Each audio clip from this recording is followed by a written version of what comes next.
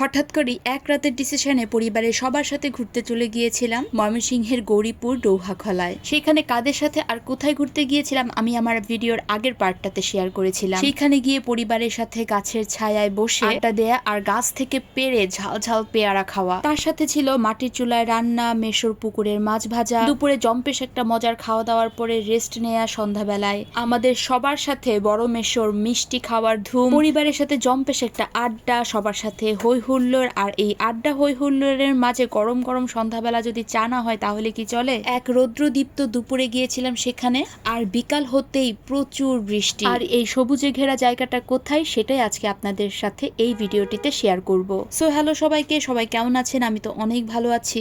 আগের ভিডিওতে দেখিয়েছিলাম বকুলতলা থেকে বকুল ফুল কুড়িয়ে বাচ্চাদের সাথে কিছুটা সময় কাটিয়ে চলে গিয়েছিলাম আন্টির রান্নাঘরে। যেহেতু আমার মেঝোমাসি একদম গ্রামে থাকে তাই সে কিন্তু এখনো মাটির চুলাতেই রান্না করে। তবে হ্যাঁ, আলাদা করে গ্যাস সিলিন্ডার দুটোই আছে, সেটা হালকা পাতলা রান্না বান্না বা কখনো কোনো সময় দরকার হলে সেটাতে করে। আর এইদিকে আন্টি একদম দুপুরবেলার জম্পেশ আয়োজন নিয়ে বসেছে। এটা হচ্ছে মেশোর পুকুরের মাছ, মাছগুলো ভাজা হবে, এক হাঁড়ি খাসির মাংস রান্না করেছে, আর মাটির চুলায় গরম গরম ভাত হচ্ছে। আর আমরা কতগুলো মানুষ গিয়েছিলাম, এতগুলো মানুষের রান্না আমার মেঝোমাসি একাই করেছে। আমি হলে মনে হয় পারতামই না। যাই হোক, রান্নাঘরে মাসির সাথে কিছুক্ষণ গল্প টল্প করে চলে গিয়েছিলাম বাহিরে। বাবা সেইখানে অনেকগুলো চেয়ার পেতে গাছের তলায় বসে রয়েছে, এদিকে প্রিয়ন্তী বেলপাতা পাচ্ছে। আর ভিডিও তো দেখতেই পাচ্ছেন, সেদিন কিন্তু অনেক গরম ছিল, বাইরে প্রচুর রোদ ছিল। তবে বিকাল বেলা প্রচুর মানে একদম ঝুম বৃষ্টি নেমে পড়েছে। আর গত ভিডিওতে বলেছিলাম না, আমার ছোট মামা পেয়ারা পেরে নিয়ে এসেছিল আমার বাচ্চাদেরকে সাথে নিয়ে। সেই পেয়ারা একটা দুইটা খেয়ে কারোর মন ভরেনি, তাই অদীপ্ত তাদের গাছ থেকে আরো অনেকগুলো কাঁচা পেয়ারা পেরে নিয়ে এসেছে। আর আমরা সবাই এই গাছের ছায়ায় বসে পেয়ারা খাচ্ছি। আর ওই যে আমার মামাতো বোন ক্যামেরাটা দেখেই সব বাচ্চা কাচ্চা মানে ব্যাটালিয়ানদের সাথে চলে গিয়েছে। আর এখানে অদীপ্তকে বলেছিলাম লবণ, কাঁচামরিচ আর শুকনা মরিচ নিয়ে আসার জন্য, যাতে পেয়ারাটা আমরা একদম মজা করে খেতে পারি। এই পেয়ারাটা দেখে কার কার লোভ লাগছে অবশ্যই আমাকে জানাবেন কমেন্ট বক্সে। এই লবণ মরিচের গুঁড়াটা দিয়ে কাঁচা পেয়ারাটা খেতে অসম্ভব মজার লেগেছিল। যাই হোক, এই ঝাল ঝাল কাঁচা পেয়ারা খেয়ে আমরা দুপুরের খাবার খাওয়ার জন্য বসে পড়েছি। গরম গরম সাদা ভাতের সাথে মাছ ভাজা অসম্ভব মজার ছিল।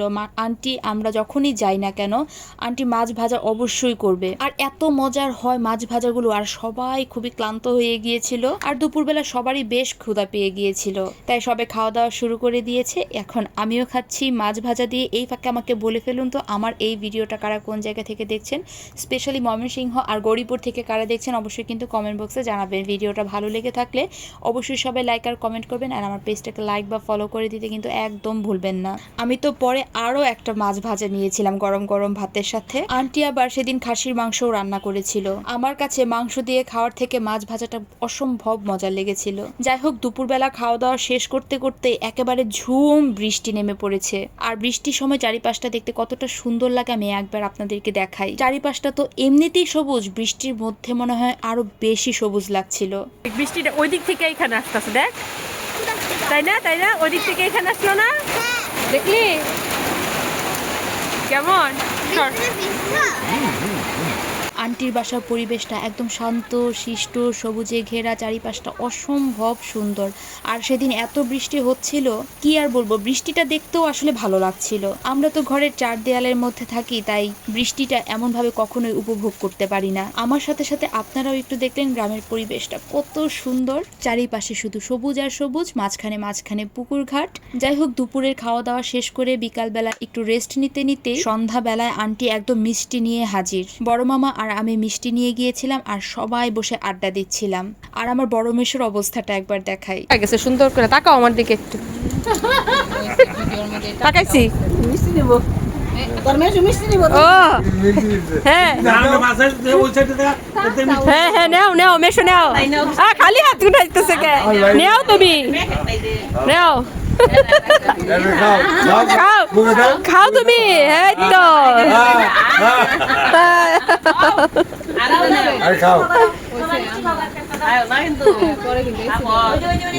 হ্যাঁ হ্যাঁ চলছে। হ্যাঁ বাহ, বেশ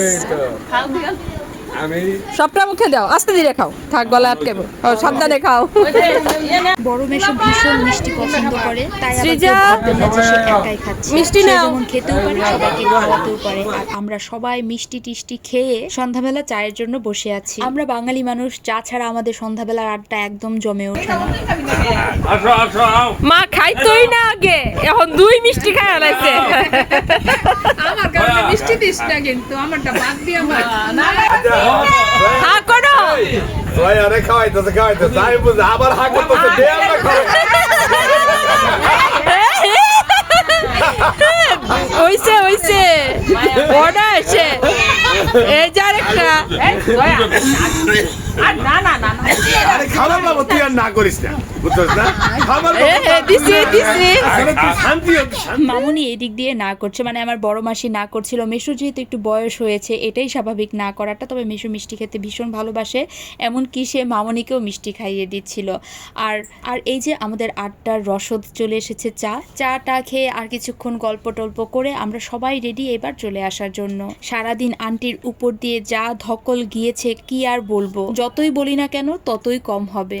এইবার ধরেছি বাড়ি আসার পথ। বাড়ি আসার পথে রাস্তাটা একবার দেখুন, চারিদিকে ঘুটঘুটে অন্ধকার, তার উপর বিকালবেলা হয়েছে মুষলধারে বৃষ্টি। আমরা তো এসব রাস্তা দিয়ে এখন আর চলতে অভ্যস্ত না, তারপরও আমরা যতটুকু চলে যেতে পেরেছি বাচ্চাদের একটু কষ্ট হয়ে গিয়েছে। যাই হোক, আমরা আন্টির বাসা থেকে এখন চলে যাচ্ছি যার যার বাসাতে, বাড়ি ঘরে, গন্তব্যস্থলে। আজকের এই ভিডিওটা এই পর্যন্তই। মামা ওরা আমাকে একদম ব্রিজ পর্যন্ত গাড়ি করে এনে দিয়ে গিয়েছিল, তারপর একটা রিক্সা করে আমি বাসায় চলে এসেছি বাচ্চাদেরকে নিয়ে। তো আমার আজকের এই ভিডিওটা এই পর্যন্তই। দেখা হবে তোমাদের সাথে আমার পরবর্তী একটা ভিডিওতে। আমার এই ভিডিওটা কেমন লাগলো অবশ্যই কমেন্ট বক্সে জানাবে। So tata.